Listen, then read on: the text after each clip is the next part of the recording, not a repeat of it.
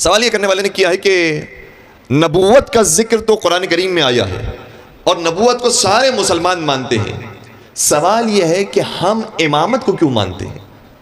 ٹھیک ہے، نبوت کا سلسلہ تو چلا آ رہا ہے حضرت آدم سے لے کر حضرت خاتم تک کے زمانے میں، لیکن یہ جو امامت ہے کہ جس کو ہم مانتے ہیں اس کو دوسرے نہیں مانتے، اس کا ذکر کہاں موجود ہے؟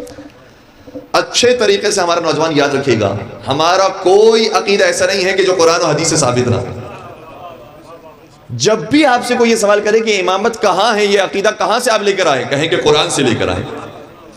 سوال ہوگا کہ قرآن میں کہاں پر موجود ہے، تو ان سے ریفرنس کے ساتھ بات کریں۔ سورہ نساء سورہ نمبر 4 آیت نمبر 59، 59ویں آیت کے اندر پروردگار ارشاد فرماتا ہے، یا ایھا الذین آمنو، اے صاحبان ایمان، اطیعوا اللہ واطیعوا الرسول واولی الامر منکم، تم اللہ کی بھی اطاعت کرو، رسول کی بھی اطاعت کرو اور صاحبان امر کی بھی اطاعت کرو۔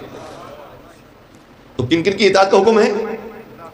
3 افراد کی اطاعت کا حکم ہے، اللہ کی، رسول کی، صاحبان امر کی۔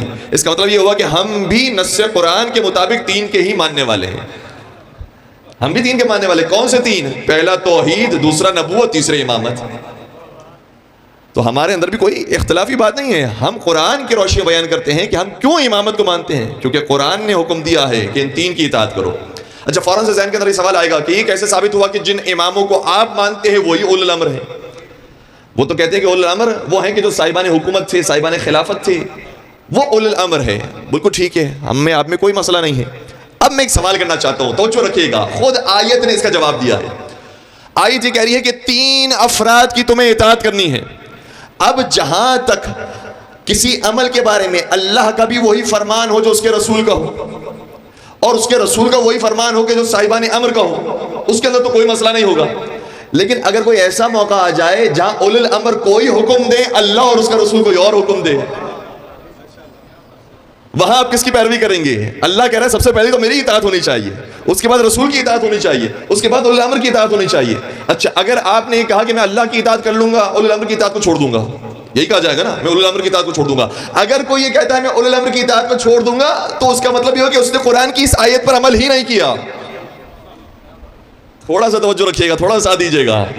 قرآن تو یہ کہہ رہا ہے اللہ کی بھی اطاعت کرو، رسول کی بھی اطاعت کرو، اولو الامر کی بھی اطاعت کرو۔ اگر کوئی کہے کہ اللہ اور رسول کی تو میں اطاعت کر لوں گا، اولو الامر کی اطاعت نہیں کروں گا، تو قرآن کی آیت مخالفت ہو جاتی ہے۔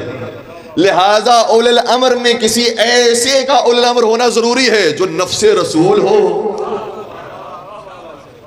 جو نفس خدا ہو، جو مظہر کبریا ہو۔ اور امام فخر الدین رازی نے لکھا کہ خود یہ آیت پیغام دے رہی ہے کہ جس طریقے سے اللہ اور اس کا رسول معصوم ہیں، ضروری ہے کہ اولو الامر بھی وہی ہوں کہ جنہیں معصوم بنایا گیا۔